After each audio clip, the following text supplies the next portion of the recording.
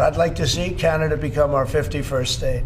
We give them protection, military protection. We don't need them to build our cars. Banks aren't allowed to do business in Canada. We can't let them take advantage of the U.S. They don't take our agricultural product. Again, the 10% tariffs on all Chinese goods entering the US has kicked in. Beijing warning there were no winners in a trade war and says it will take the case to the World Trade Organization.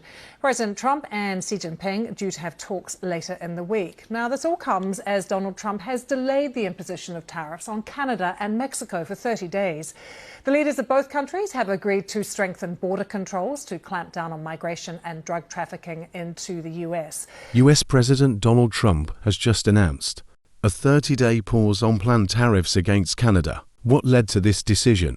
And more importantly, how does this impact you?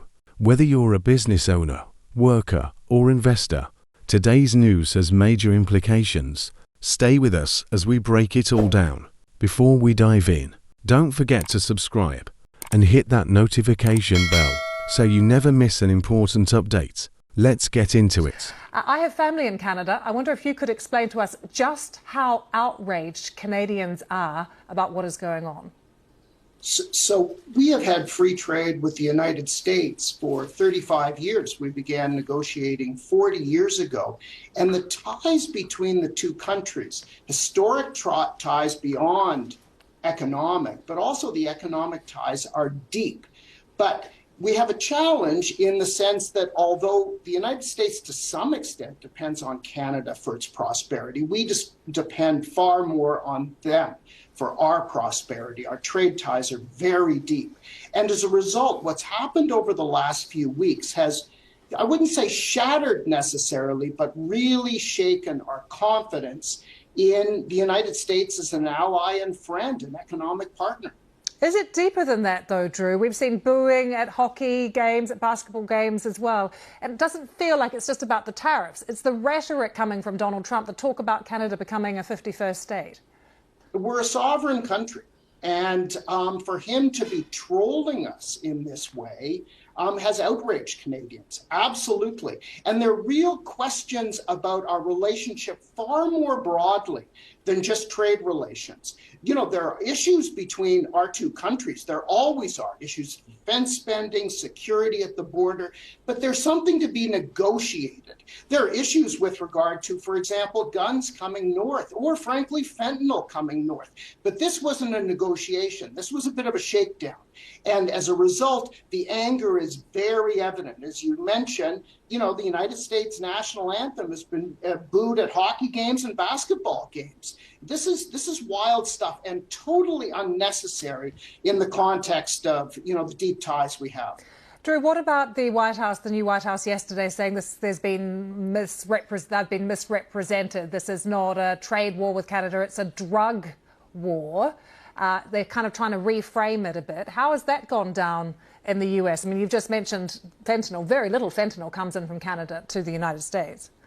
It's viewed as a pretext. And part of the challenge is that we don't really know what the president wants. Of course, there are all sorts of actions he's taking domestically that are shaking up Washington. So I guess in some sense, why wouldn't he try to shake up his closest partner and friend?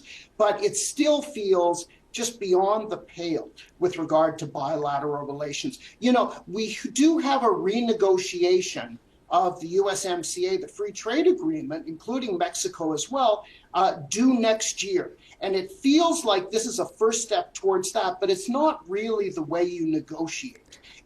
In a responsible way. We do have issues. We want to deepen those ties. There are things we can do together better with regard to energy, with regard to critical minerals, with regard to technology. There's lots of thinking going on in Canada with regard to that. But all that has been put on hold due to, you know, as I say, capriciousness. And just briefly, in terms of border security and what's been agreed, is there anything actually new here that Canada's now promising the US? Because I thought these were proposals that were put in place weeks ago.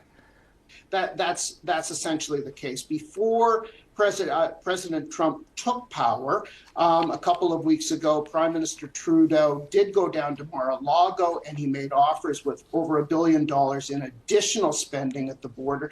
But of course, we've been working closely with the United States on border security going back to 9/11 or even before 9/11. There really isn't anything new here in what was announced yesterday.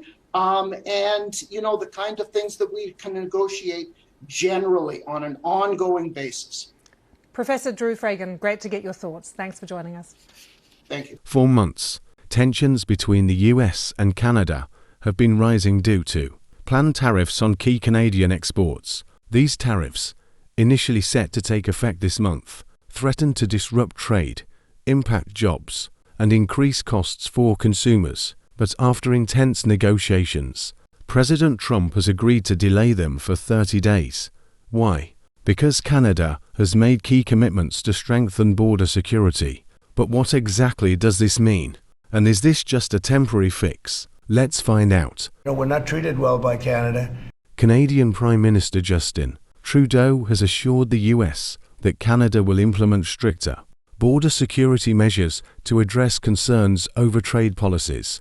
These measures include increased monitoring of goods crossing the border and enhanced tracking of supply chains. In return, the US has decided to pause tariffs at least for now. But will these new commitments be enough to prevent tariffs from returning? That's the big question. So, who's impacted by this decision? Let's break it down. Canadian manufacturers, companies exporting goods to the US get temporary relief from added costs. American consumers, fewer tariffs mean lower prices on Canadian imports, from raw materials to finished products. Workers and investors, market stability ensures fewer job losses and less economic uncertainty. But this is just a 30-day delay. What happens if Canada doesn't meet the US's demands? We'll get to that in a moment. With only 30 days to prove compliance, Canada is under pressure to act fast. If the US isn't satisfied, tariffs could be reinstated, hurting businesses on both sides of the border. Experts warn that future negotiations will be crucial. If you're in an industry affected by trade policies, this is the time to stay informed and plan accordingly. So, what do you think? Will Canada's new security commitments be enough to prevent tariffs permanently? Drop your thoughts in the comments below. And don't forget to subscribe and turn on notifications so you stay updated on breaking news like this. Thanks for watching, and we'll see you in the next video.